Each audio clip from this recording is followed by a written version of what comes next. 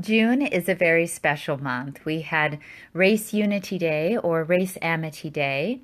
We have Father's Day, and we have Thomas Sowell's 91st birthday. Thomas Sowell is a king among men, a genius of a modern intellectual, and a true American gem. He is an economist, a professor, and a man who has contributed for decades on the discourse around race in America and the world. I have harbored this hope, this fantasy that Thomas Sowell and Joy DeGruy could sit down in a public consultation, open-heartedly sharing their research and perspectives and fielding questions from us. And I think we could just solve all of the world's problems if we could just get those two to sit down together and consult, because they offer slightly different perspectives often, maybe very different perspectives on race in America and the path forward. But I think they're both extremely sincere. So, short of that fantasy coming true, I offer you this homage to the life, work, and thoughts of Thomas Sowell. This is an article by Samuel Cronin called Thomas Sowell, Tragic Optimist. History is not destiny. Thomas Sowell, Race and Culture. Somewhere out of the mysterious interplay between nature and nurture, internal and external factors, cultures and structures, and bottom-up and top-down forces, there emerge the individual and group outcomes that we care about and which ultimately make the difference between human flourishing and its absence. What distinguishes various political ideologies, in effect, is how the line of causation is drawn, or more specifically, from which direction. What gets left unexamined in the rush for compelling narratives and ideological certainty, however, is the territory between different causes and how they combine to shape reality. Few have gone further to map that territory than the American economist, political philosopher, and public intellectual, Thomas Sowell. At 90 years of age, Sowell remains among the most prolific, influential, and penetrating minds of the past century. He understands the world in terms of trade-offs, incentives, constraints, systemic processes, feedback mechanisms, and human capital, an understanding developed by scrutinizing available data, considering human experience, and applying robust common sense. Sowell has written over 50 books, according to his late friend Walter E. Williams, in which he has applied a humanist economic lens to issues as far-ranging as racial inequality, cultural history, intellectuals, Marxism, charter schools, late talking children, and affirmative action policies around the world. His nationally syndicated column was published for decades in over 150 newspapers, including National Review, The Wall Street Journal, and The New York Post. His ability to write with authority on a wide range of issues stems from a genuine curiosity about the world as it is, and human beings as they are, not how things ought to be. In his 2000 memoir, A Personal Odyssey, Sowell recounts a parable that was read to him as a young boy and which he never forgot. One story I found sad at the time but remembered the rest of my life was about a dog with a bone who saw his reflection in a stream and thought that the other dog he saw had a bigger bone than he did. He opened his mouth to try to get the other dog's bone, but of course, he lost his own bone in the water in the process. There would be many occasions in life to remember that story. This set the tone for a life and career committed to closing the gap between image and reality, This is why Sowell's contributions extend beyond partisan politics. His basic concern is with dynamism, diversity, and development of living human beings, not intertemporal sociological abstractions or racial archetypes that can be leveraged for political or moral power. Likewise, his basic orientation is that of a culturalist, with a belief in the effectiveness of evolved ideas, skills, attitudes, interests, and norms to change the course of human history, and the autonomy of individuals to adopt better cultural imperatives to improve their prospects and, crucially, those of their children. Cultures are not bumper stickers, he once said during a lecture at the American Enterprise Institute. They are living, changing ways of doing all the things that have to be done in life.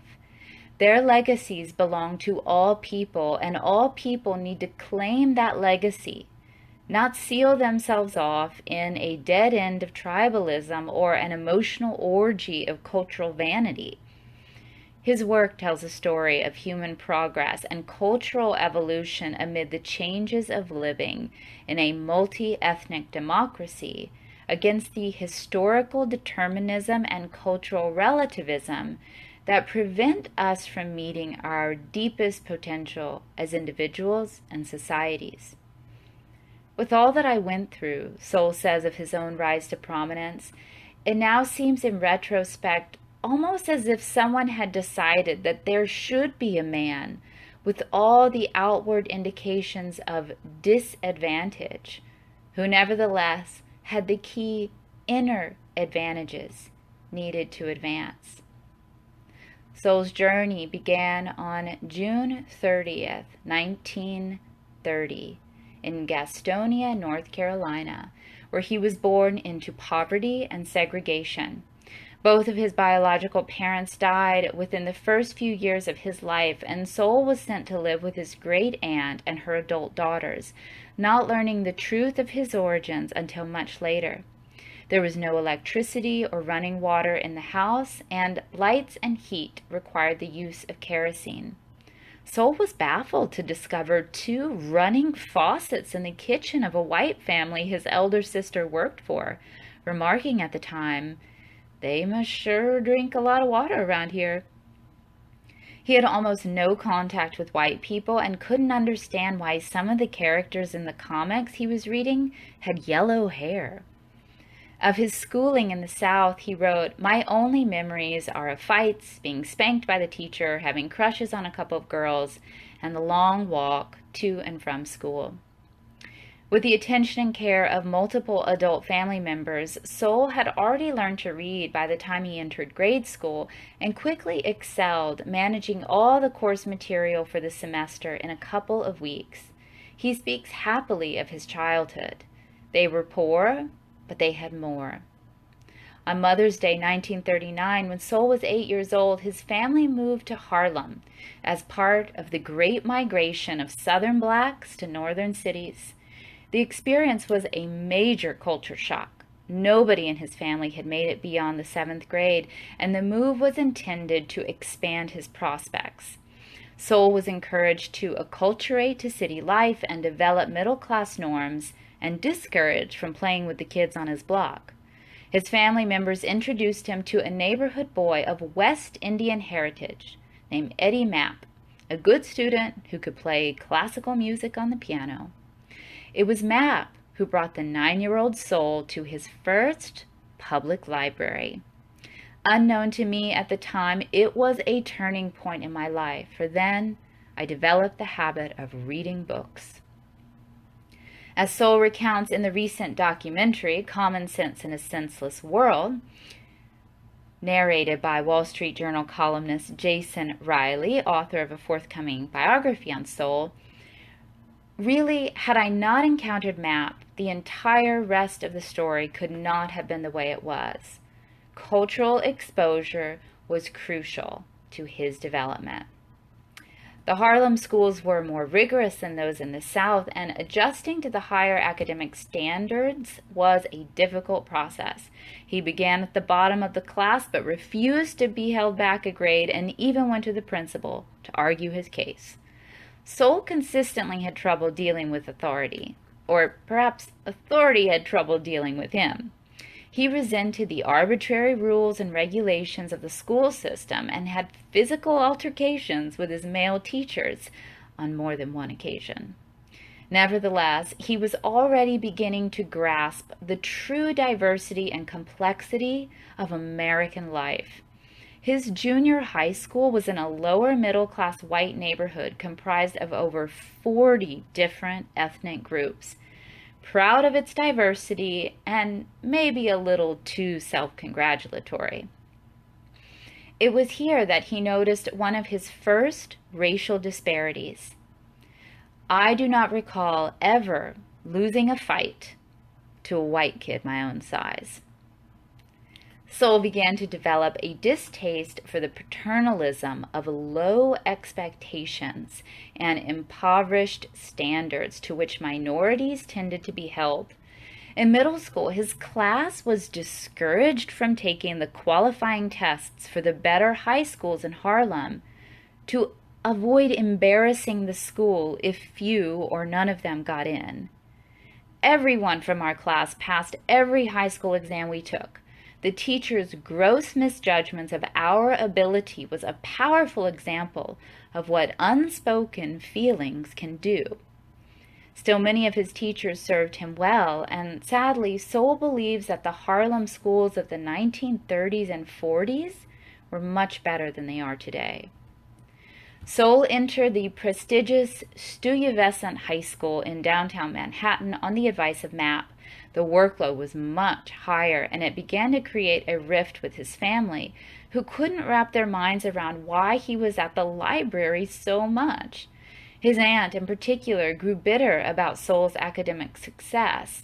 She became, and remained over the years, ambivalent about my progress, proud of my advancement, and yet resentful of being left behind, inconsistent in word and deed, tenaciously determined to assert her authority, however arbitrarily, and yet with a premonition that our relationship, never the strongest, was completely unraveling. With the stress of life at home, Sowell began to fall behind in school and eventually dropped out at 17 after a bout with illness further disrupted his education. He took up a job at a Western Union messenger and here first encountered poor and semi-literate white people, some of whom were of immigrant backgrounds and needed to have their telegrams read to them. It was my first realization that life is tough all over. Naturally creative, he tried his hand at illustrating and writing short stories for a time. When he was lent an old camera by a work colleague, he developed a lifelong passion for photography. Meanwhile, his relationship with his aunt finally deteriorated beyond repair after an extended legal dispute over his living situation. He left her apartment to stay in a homeless boys' shelter for a brief time, where he kept a knife under his pillow in case he needed it to defend himself. Sowell was scrambling for a path forward, applying for jobs around the city and trying to figure things out. It was a rough patch. After he was laid off by a machine shop in the garment district, he recalls wondering what the future held. As I looked out the factory window, down into the canyons of Midtown Manhattan, where the Christmas decorations were still out and the snow was softly falling. He would soon visit Washington, D.C. to apply for a job as a clerk and became increasingly preoccupied by the issue of race. Segregation was still in place in the nation's capital, and his first published piece of writing was a letter to the Washington Star urging the desegregation of the city's public schools. Grabbing a burger in the city meant standing to eat while whites sat at the counter. He had arguments with his brother about the issue, who kept reminding him of the strides blacks were making. "Great, William," Sowell would reply. "Why don't we go drink to that at a bar downtown?" On one occasion, he bought a second-hand set of encyclopedias for $1.17 and discovered Karl Marx, a thinker whose ideas would enthrall him for the next decade.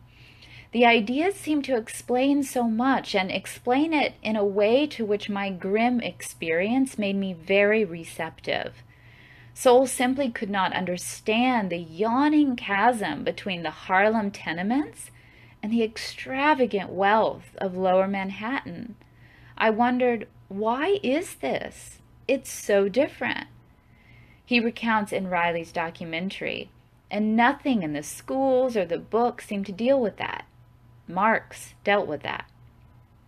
His disappointments were channeled into radicalism. I was appalled at the discrepancy between the ideal and the actual, which is how I judged as a young radical, not according to what the limited alternatives might have been. In 1951, Sowell was drafted for the Korean War. He was recruited as a Marine and went through boot camp before working as a photographer at a naval air station in Pensacola, Florida. His description of military life reads like an endless series of shenanigans to avoid work and stymie authority. As elsewhere throughout my life, I made enough enemies to get me in trouble and enough friends to get me out of it. Upon returning to New York after his time in the military, Sowell began working in the stockroom of a camera store while taking classes at night to earn his general equivalency diploma. Leaving work one evening, he mentioned to the elevator man that he was too tired to go to school that night. The man became distressed, alarmed, and urged me to go to school anyway. With surprising emotion, he told me how he had thrown away opportunities when he was young and regretted it afterwards. The exchange stood out to him, emblematic of a different era of greater social trust in the country, when adults were more willing to steward and forewarn the young. Soon, Sowell began taking classes at the all-black Howard University in Washington, D.C. One night, his sociology professor announced that the Supreme Court had overruled the separate but equal doctrine upon which Jim Crow laws were based. The class was asked to reflect on the decision. All of us were, of course, in favor of it, but many of my classmates seemed to have the most utopian expectations that this was going to lead to some magical solution to problems of race and poverty. His skepticism, unfortunately, was prescient. At Howard, Sowell met the renowned poet Sterling Brown. It was during Professor Brown's creative writing class that Sowell acquired an appreciation of the beauty and power of plain writing, which helped me the rest of my life when writing nonfiction. But Sowell found other elements of the institution wanting. Most students and faculty members were just not serious about intellectual work. They might sometimes be somber about it, or unctuous about it, or even pompous about it, but they were never serious about it. Sowell was eventually able to secure a place at Harvard by virtue of his high standardized test scores and teacher recommendations, including that of Brown. Although a bitterly eloquent critic of racism in his writings, Sowell writes of his former teacher, he also understood the pitfalls of a victim mentality. When he left Howard, he recalls Brown telling him, "Don't come back here and tell me you didn't make it, because the white folks were mean." Sowell would go on to graduate magna cum laude from Harvard in 1958 with a bachelor's in economics. However, his upbringing had made him resilient to Harvard's elitist social norms. What I most disliked about Harvard was that smug assumptions were too often treated as substitutes for evidence or logic. Sowell developed a technique to deal with his classmates' racial condescension. My strategy was to ask innocent-sounding leading questions until my opponent had gotten himself way out on a limb, and then begin sawing off the limb. Sowell would later receive his master's from Columbia before moving on to the Chicago School of Economics, where he studied under Milton Friedman and George Stigler. The ideological differences between Sowell and his advisors were overshadowed by the intellectual rigor of the Chicago School, which was quite unlike the question-begging smugness of Harvard. Sowell received his PhD in economics in 1968 and wrote his dissertation on Say's law, a foundational concept of classical economics, even though he remained a committed Marxist for most of the period. The following decade, however, would bring disillusionment.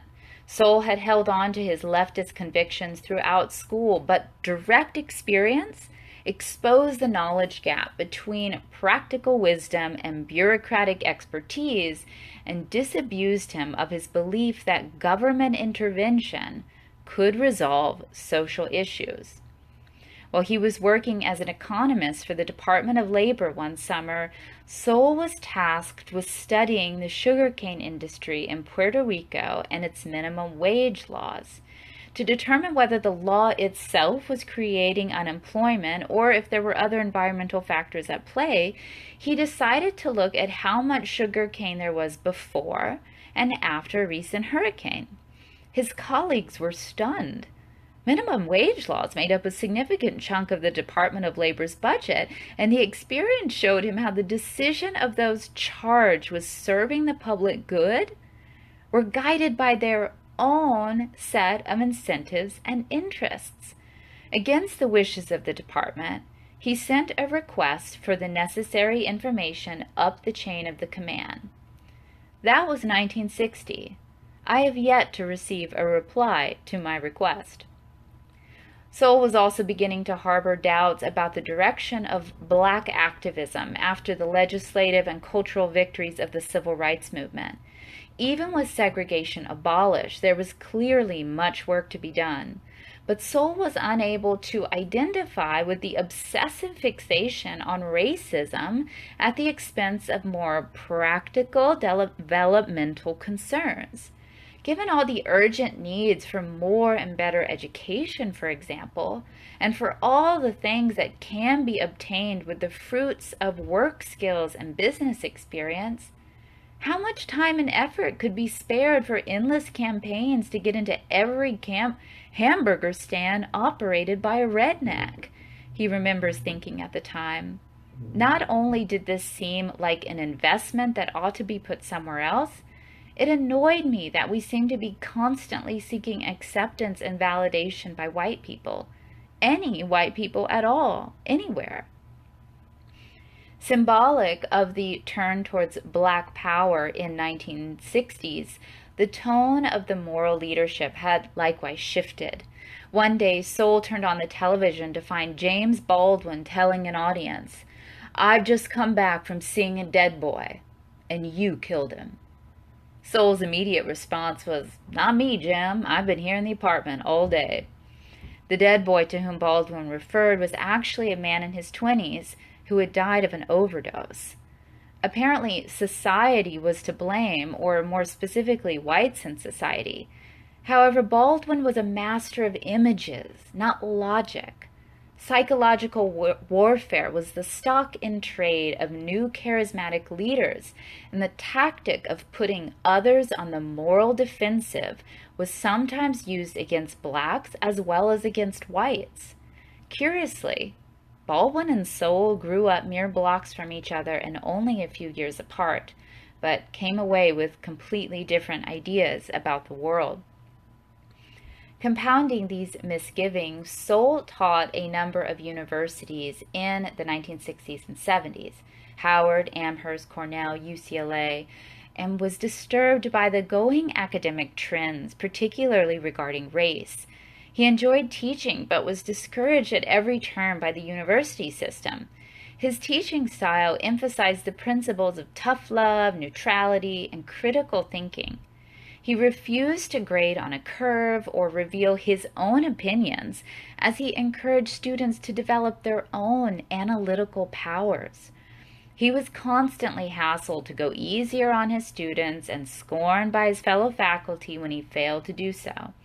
At a staff meeting held to determine Sowell's future at Cornell, the worst term of opprobrium used against me in the meeting, I was told, was that I was uncompromising.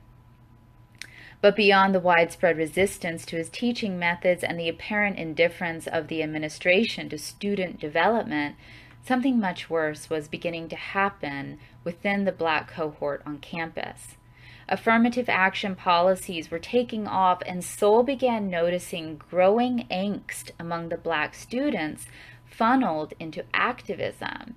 He saw desperate and alienated young people who recoiled from being treated as disposable tokens used to exonerate the university of racism, no matter how many of the students failed to graduate in the process. He saw the students' endless demands for racial concessions, Black Studies departments, separate dorms, and graduation ceremonies, as arising from the same foundational insecurity, the fear of being seen as inferior in an environment that constantly seemed to confirm it. Sowell recognized that preferential racial policies in college admissions were mismatching the Black students with schools above their academic level. This in turn often caused them to fall behind or drop out when they could have done much better in less demanding environments. The problem was not so much the content of the classes than the pace at which those classes moved. But rather than acknowledging the issue, it was easier to rail against racial oppression, sparing them the shame and embarrassment that might otherwise have motivated them to work harder. Worse, it was in the interests of the predominantly white faculty to encourage the students' paranoid delusions, either to alleviate feelings of guilt or, more likely, to cover for themselves. Sowell was appalled, realizing that he wouldn't have done as well in school had he been told that his unpreparedness was actually a consequence of racism rather than simply not being good enough at math or English. It was an easy excuse for failure that precluded the difficult effort of development. Many of his fellow Black faculty understood what was happening but were terrified to say so. Any Black academic who openly challenged the efficacy of affirmative action policies or other Great Society programs meant to benefit Blacks was certain to be stigmatized as a race traitor, and of course no white academic could protest. Sowell was reluctant to write about race because the subject lay outside his specialty. Let the professionals handle it, he thought. Then he actually read what the so-called professionals had to say and decided that if these are the professionals, then maybe it's time to give an amateur a try.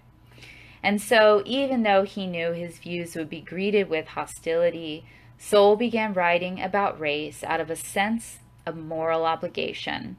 He set out his basic concerns about the course of post-civil rights liberalism in a 1970 New York Times article excoriating the institutional practice of passing over highly qualified Blacks who didn't fit a certain sociological or ideological profile. Consequently, Sowell gained infamy as one of the first Black conservative figures on the American scene, despite never wholly accepting the label. Attacks from the media and from former colleagues came thick and fast and would continue for years to come. He would go on to publish 2 books about race in the 1970s, Black Education, Myths and Tragedies, and Race and Economics, setting a new career trajectory that would earn him a National Humanities Medal, among other accolades. After some time spent in and out of the business world, his career in academia was drawing to a close. Sowell ended the decade by publishing his crowning achievement, Knowledge and Decisions, a book that earned him a fellowship at Stanford's Hoover Institute.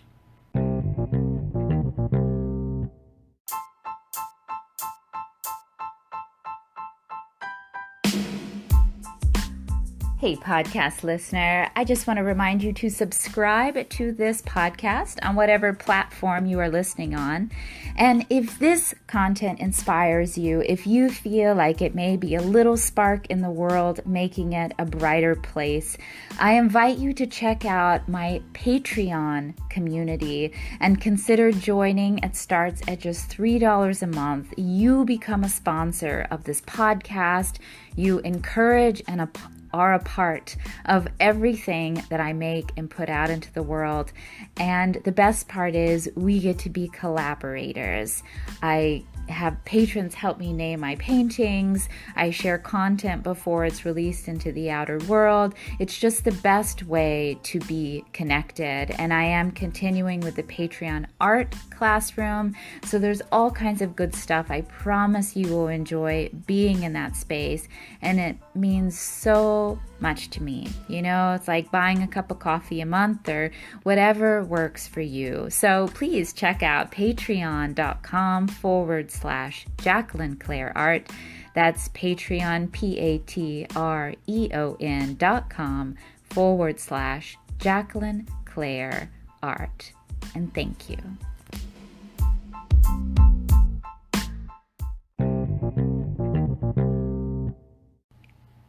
Published in 1980, Knowledge and Decisions crystallized Sowell's work in economics and life experience to that point, setting the stage for his later writings. Inspired by Friedrich Hayek's essay, The Uses of Knowledge in Society, the book emerged from the observation that the knowledge necessary for complex technological societies to function was increasingly uncoupled from the ability of everyday citizens to make decisions that impact the quality of their lives. In the same way that the objects we see in the world are mostly made up of empty space with dispersed specks of matter keeping them together, in modern societies, specks of knowledge are scattered throughout a vast emptiness of ignorance, and everything depends on how solid the individual specks of knowledge are, and on how powerfully linked and coordinated they are with one another. Each of us is ensconced in a wide spectrum of overlapping and interlocking institutions, families, friend groups, churches, schools, companies, that mobilize and coordinate the knowledge and experience of previous generations. These form the basis of individual decisions in the present: what to teach our children, what food to eat, how to help the less fortunate, and so on. But the dispersion and specialization of knowledge leads to a contraction and centralization of decision-making power, while the hard knowledge and practical wisdom passed down through the ages is overtaken by intellectual or technical expertise wielded by the few over the many. The knowledge required to make decisions for an entire society can't be harnessed by any human being because most of us have no sense of the complex economic process involved in producing a cup of coffee or a box of tissues. Given our lack of omniscience and economic principle of scarcity, there can be no unequivocal solution to any major social issue, only trade-offs, which create their own undesirable outcomes. We can't merely choose to construct a better reality. Improving the conditions of society means setting certain systemic processes in motion that correspond to objective realities and abide by certain principles: representative democracy, the rule of law, universal humanism, due process, with inbuilt feedback mechanisms that constrain decision-making powers and mitigate bad incentives. No matter how appealing a policy proposal may sound, the Green New Deal, the push to defund the police, prison abolition, the war on drugs, we should always ask what process we are setting in motion and who gains power to make decisions by it.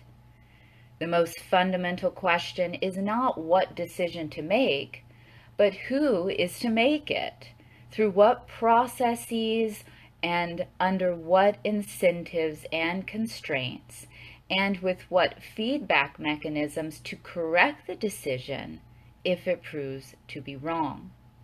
This is an essential difference, Sowell argues, between market forces and government policy.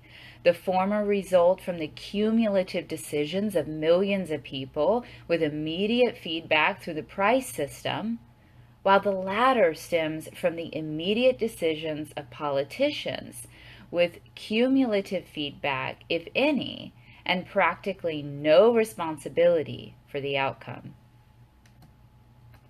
The vision of humanity that informs knowledge and decisions is a tragic one.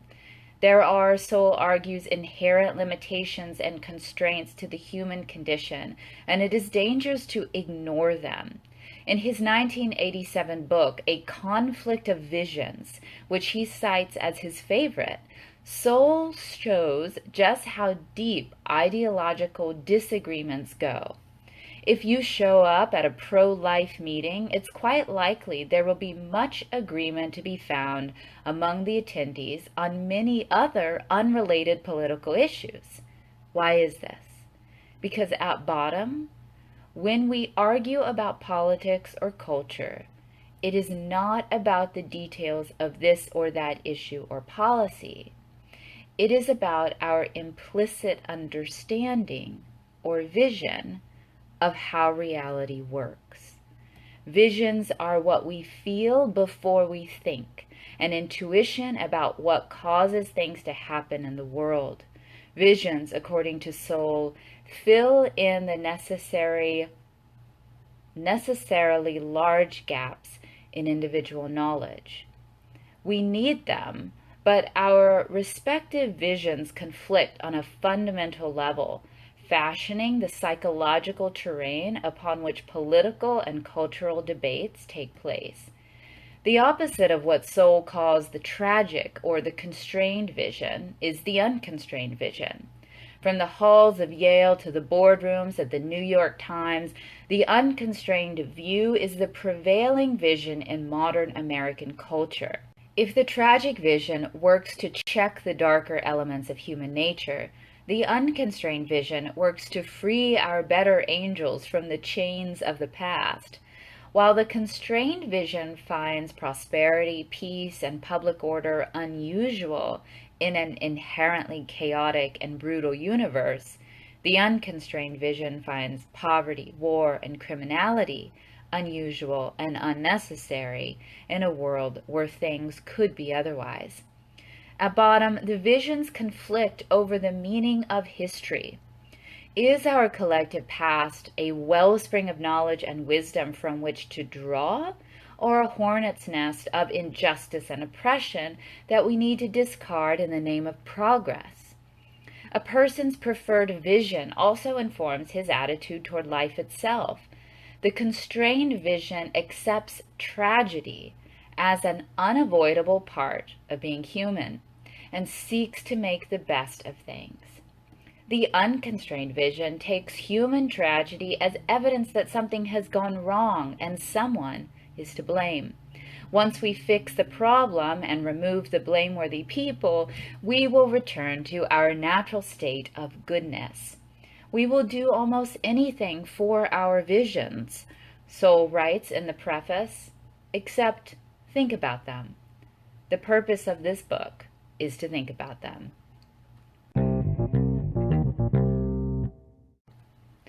Sowell spent over a decade traveling the world in search of an answer to one of the central questions of contemporary political debate.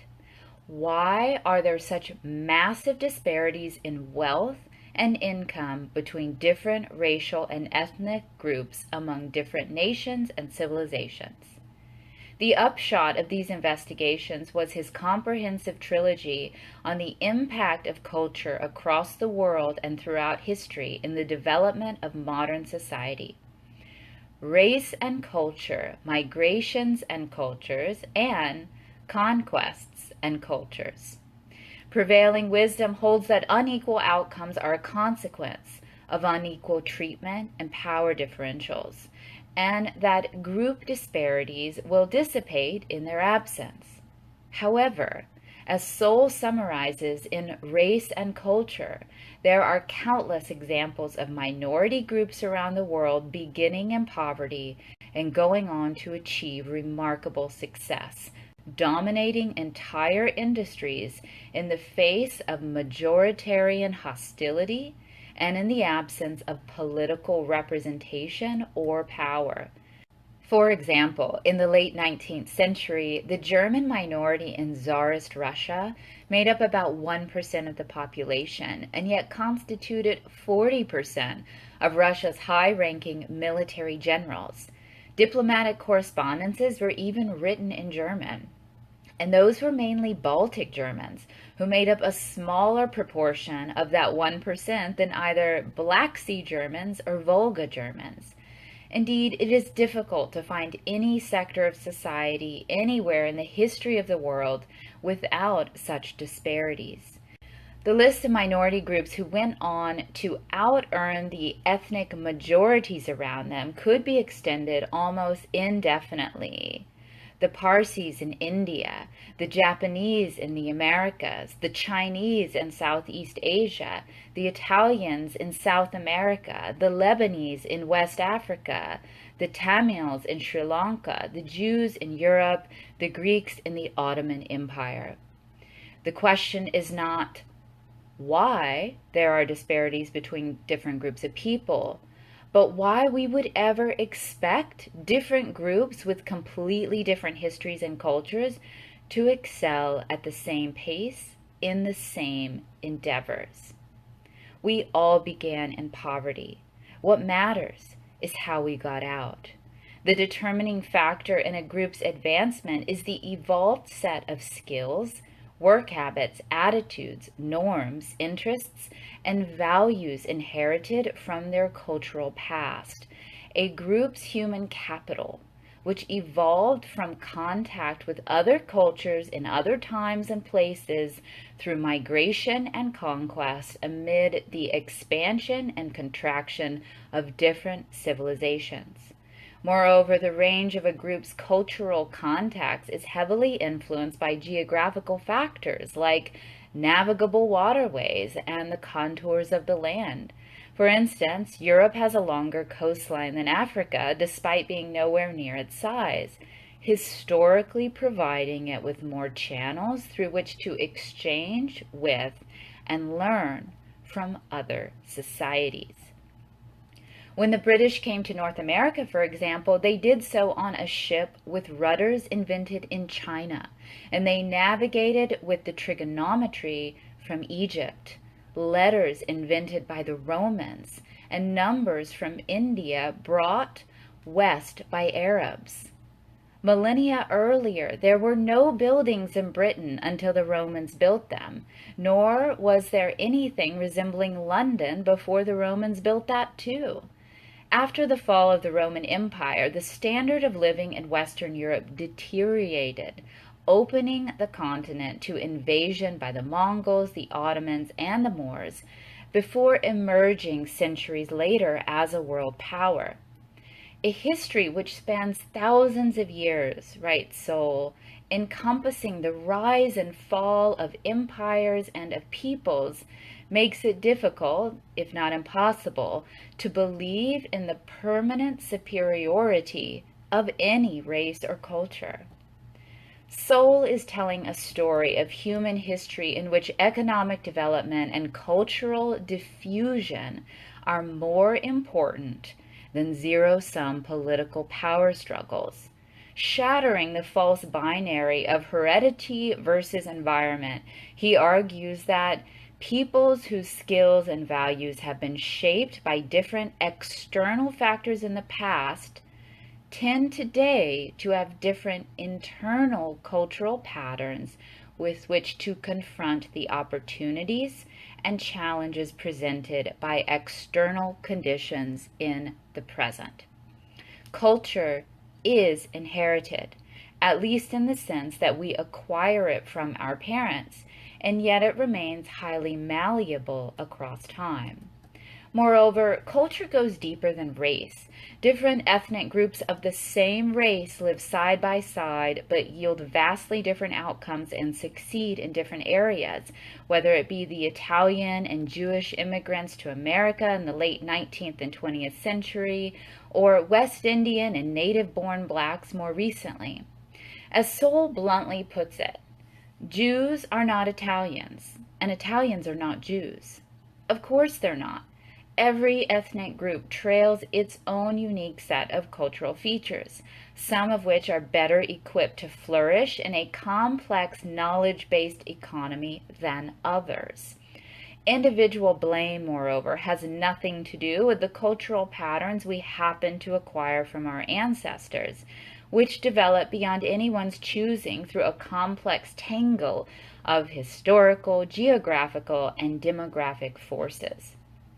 Still, by recognizing how our cultural past affects us today, some degree of freedom is opened within those constraints. We can adopt different values if we want to. This is, after all, how we got here. Every group goes through this.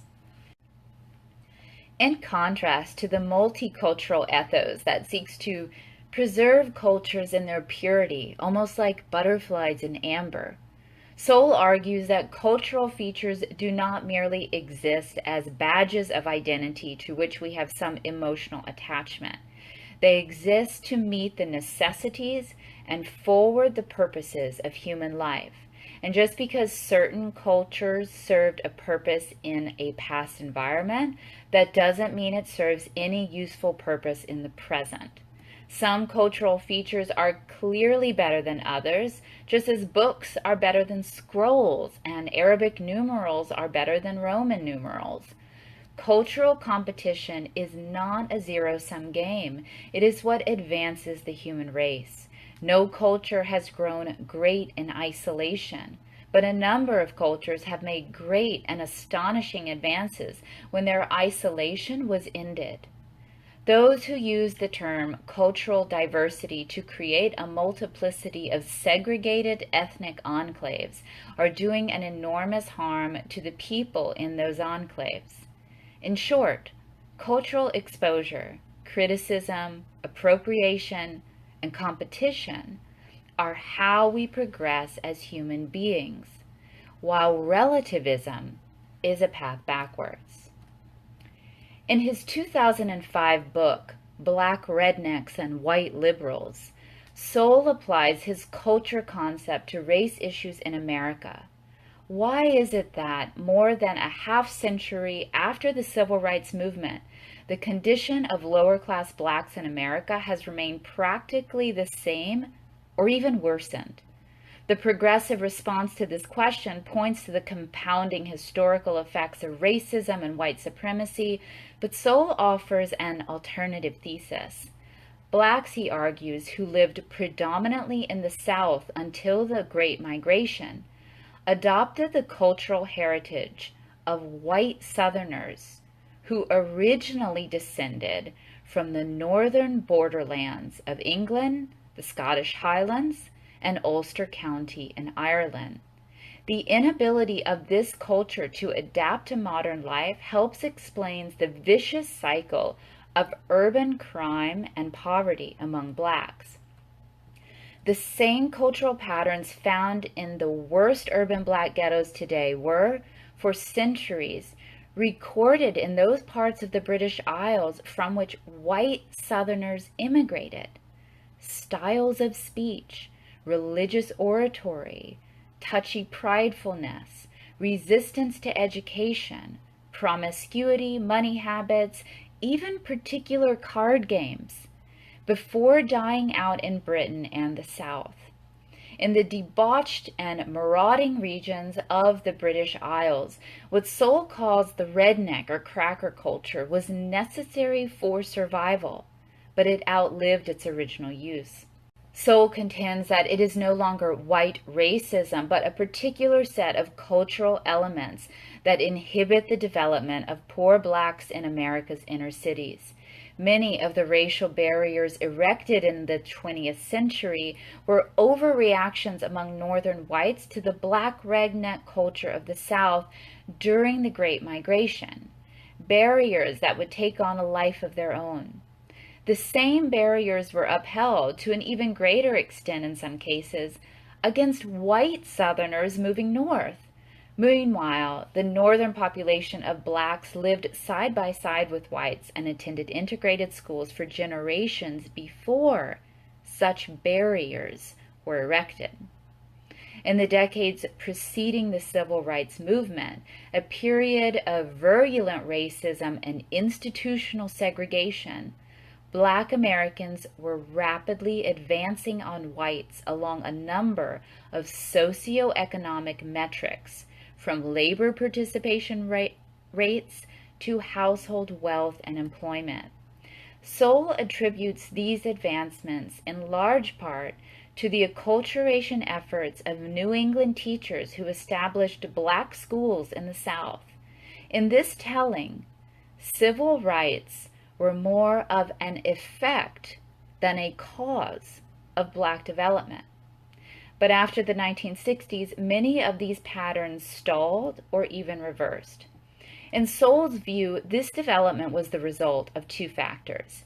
First, the unintended consequences of various war on poverty and Great Society programs, such as the expansion of welfare rolls and various federal housing initiatives, framed as reparational at the time, that effectively discharged black responsibility, discouraged entrepreneurship, and broke apart the black family.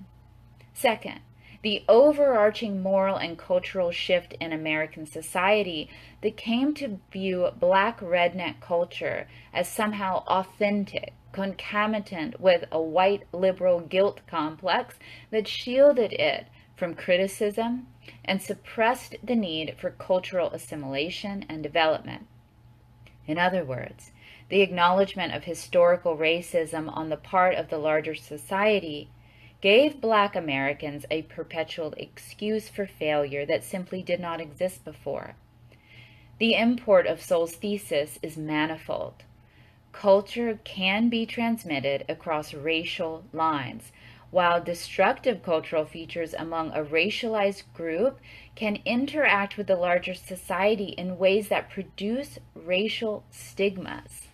In other words, racial inequality can arise from both top-down and bottom-up forces, and an honest conversation about white racism, privilege, or systemic bias must include a conversation about Black American culture.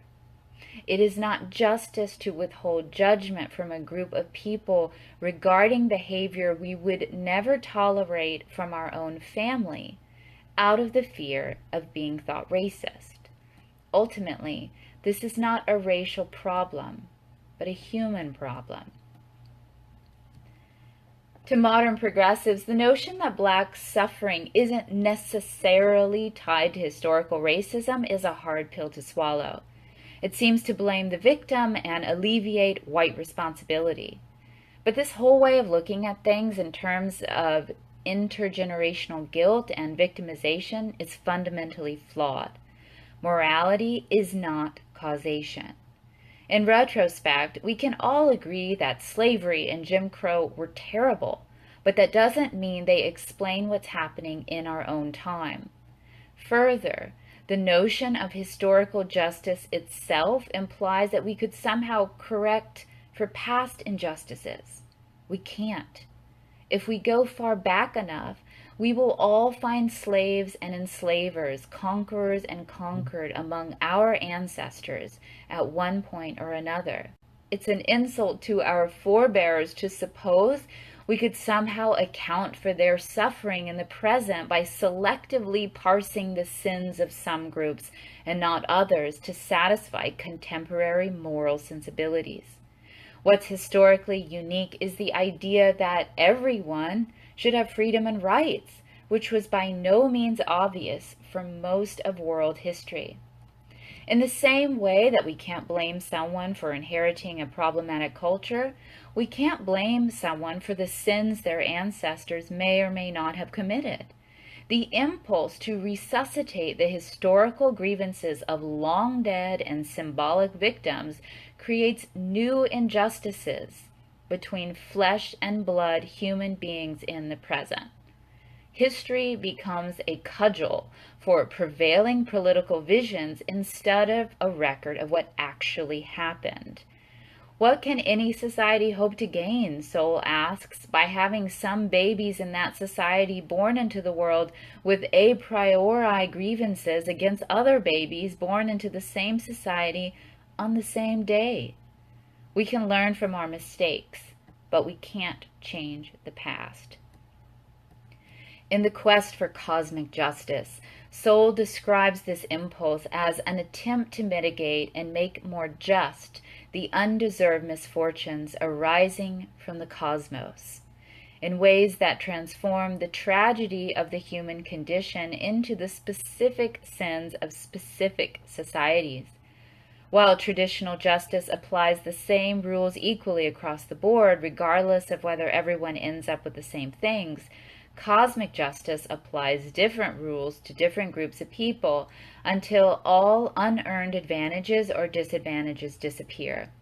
This conflict is why what believers in cosmic justice mean by anti-racism or equality or justice looks a lot to believers in traditional justice like racism, inequality, and injustice.